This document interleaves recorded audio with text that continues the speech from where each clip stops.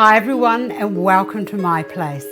This moth or phalaenopsis orchid, hold on, I'll bring it down there so that you can see it, is by nature. Nature created it. These over here and these over here and these over here, they are all by Astar, and they are part of my new orchid range at Prestige Botanicals. I am thrilled with them. They have a myriad of uses in your designing. Today, after watching the Ellen show, I saw her beautiful big bowls of orchids and I thought, oh, I want one of those. And that is what I'm going to share with you today. I want to share with you how to do a big, blousy, resplendently gorgeous pot of moth orchids, or the phalaenopsis orchid. You could use white, you can use all of these colours that I've got here. I've got the cerise, I've got the red, I've got the purple or the fuchsia, I've got the green, and I've got the white. These are just a few because I love orchids.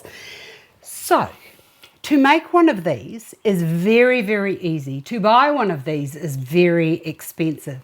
But have I got you covered, because once you know how to do it, you can make these for all of your friends or you could fill your house.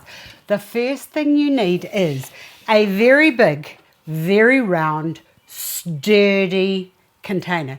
It needs to be sturdy because these orchids are very, very tall. And they do exactly what they do in nature, and they bend exactly like they do in nature. So we are going to have to be almost civil engineers or architects, and we are going to have to build great, strong foundations. So that's where you need to think about your pot, and your pot needs to be very, very heavy. Because even when you look at these ones here that nature produced, they've got little wee sticks on them as their little support structures. Otherwise, the orchids will just fall over. Because these orchids actually come from warm tropical environments, and they live on trees and they live up high, and they can bend and do whatever they want to do. But in our homes, we do not want them being unruly, and we will control them, and it's quite easy. Okay, with your big sturdy pot, now the size of your pot will determine how many you're going to place into here.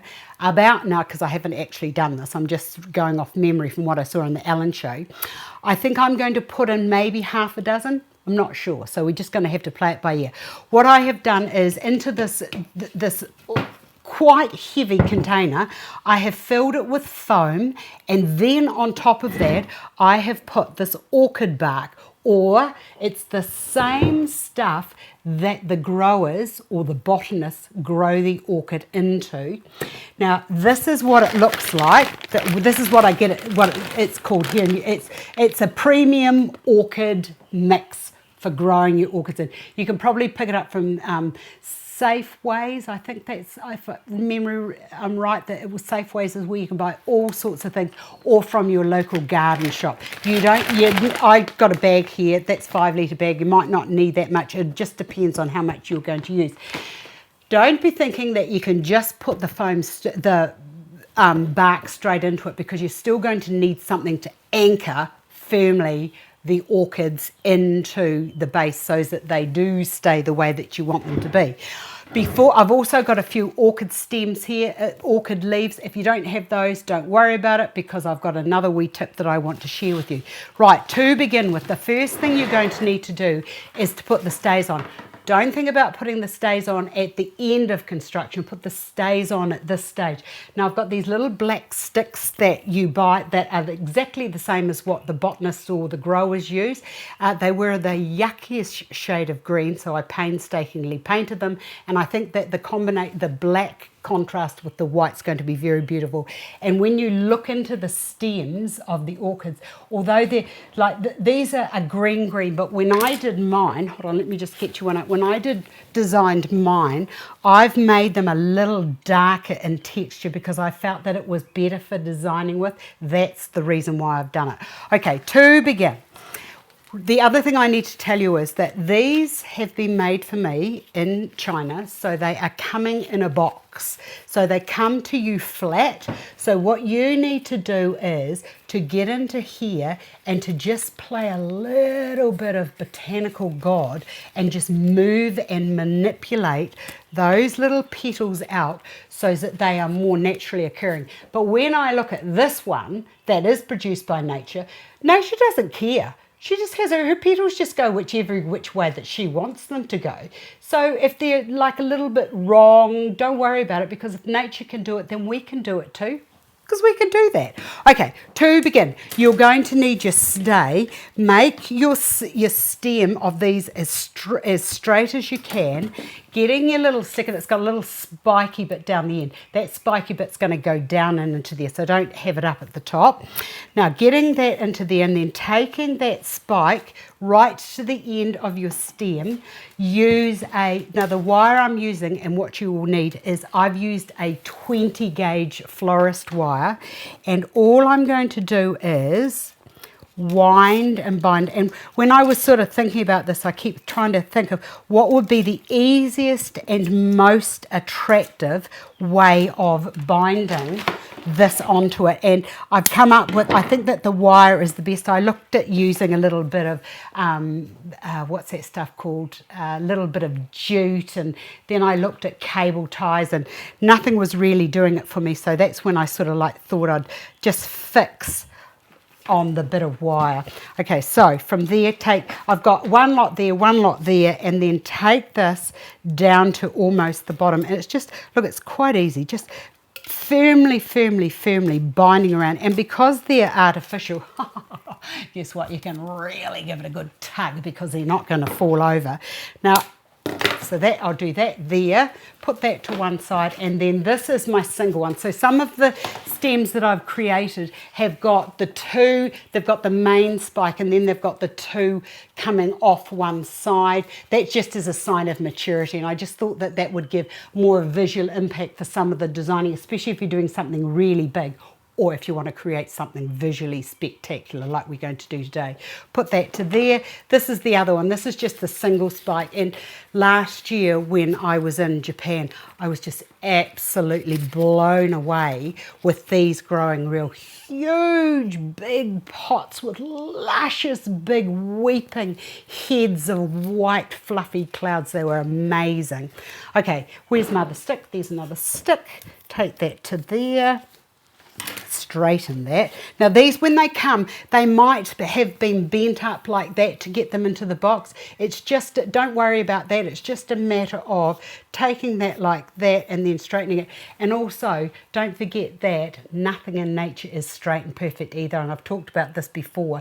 And when you look in it, and you know, just as an example, when you look at this, there's the spike there, and then look at this, it's sort of like coming out of it. They've got a life of their own, these orchids. So, you know, if you ever stuck, I always say to people, and I have said all over the years, if you ever stuck, just look at what nature does and then just copy nature, you know, and it just, you don't have to be perfect, just binding that around. And I suggest that you do, before you start construction, this is the hardest bit because you get all excited and you can't wait to get onto it. But if you do all your construction stuff first, it's like building a house. Get the foundation solid before you start putting the roof on, or putting the wallpaper on the walls when the walls aren't finished jibbing, etc., if that makes sense.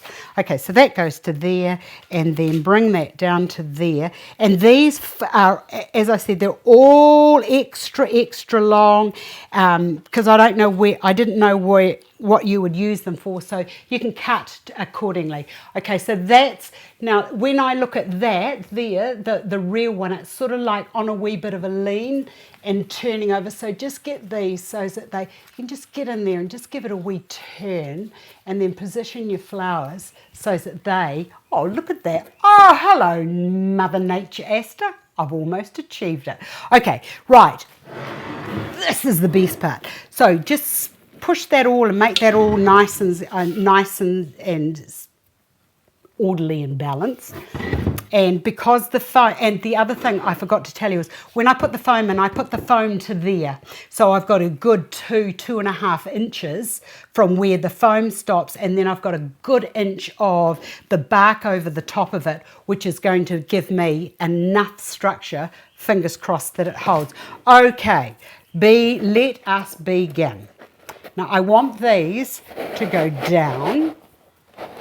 So push that right down and into there. It does it, yes! I didn't know whether my stems were going to be strong enough, but they are. Okay, so I've got that one there. Now this is a single spike again. So just get that up there and just give it a wee bend. We don't want it to look perfect. So I've got that there. So what I'll do is I'll bring, and I've got 3 of these. So I'll put that to there, like so. Whoa, hold on, I've taken that up to, oh, that'll be all right. Okay, so that to there, and I know that there's a 3rd one in here somewhere. Oh, there it is. No. Oh, I can't find it. Oh, because it's there. Oh, for goodness sake, never mind. It's down on my bench. That'll be all right. Okay, so this just needs to be... Oh, this is going to be fantastic. I know exactly where I'm going to put this in my house. I do, and it's going to look gorgeous on my entrance table, or I might even put it in the lounge. But the other thing is that this can be used in many places. I'm going to get rid of those because they're in the road, and about now it's looking like it's terribly a bit messy, but do not panic because it's all going to come right in due course. So that's 2, 4, okay? Put that into the, oh, it does look like it's growing, doesn't it? Oh, it's fabulous. Oh, there's the other one that I was looking for. Honestly, I need to open my eyes. That can go down into there. And the other thing is when you're placing them, place them as if they were naturally occurring, you know? And that's going to help your designing. Okay, so that's there. What have I got? 2, 4, 5. I'm going to just put 1 more in because I can. And I'll bring that over to there because I think it needs to be over there. Push that right down into there. Oh, yes. Now let me see how I'm looking. Okay. That needs to go down a wee bit. And when I get it into its position of where it's going to be living, then I can, and I'm just going to bend some of these little florets here down. Now that has got a wobble on, which makes me think that I didn't quite get that right. So all is not lost because now you can get another piece of wire and you can just bend that around there to keep it straight so that it doesn't just wobble all over the place. But oh, isn't that just delicious? Oh, yes, I'm very happy with that. Now, the next little trick, let me see what you're looking like. I need to look at it now. Oh, yes, that's exactly how I wanted it. And if some of the little petals or florets aren't facing the right way, just get in there and just pull them out so that they are they're looking at you, but we'll do that once I get it finished. Now, the next thing that you can do is, because there's nothing happening down the bottom, this is when you can get either the artificial leaves, and these can be placed down. Oops, why are you not going in there properly? Hold on. Push that down into there. And I've got this big one here, which can go into there. Like, oh yes, look at that. That is absolutely perfect, as if nature grew it. Now, the next thing is, let's just see what we can do with what nature provided, and let's just see if this works. Okay, take those out of there, and ha! It is going to work. carefully take that and put that into there. Now that's just got a bit of a movement on, so I'm just going to attend to that right now. And what here's a good idea. Look. Here's a very, very good idea. Let's just take another stick down, and if it's got that wobble on that we don't like, we can do it ourselves with a piece of wire. Oh, I love it. So there you have an easy way of recreating for permanency your own design of moth orchids. And I'm just going to tell you now, as I'm getting into this, you are going to perhaps have to apply another few stakes just to hold that visual weight up.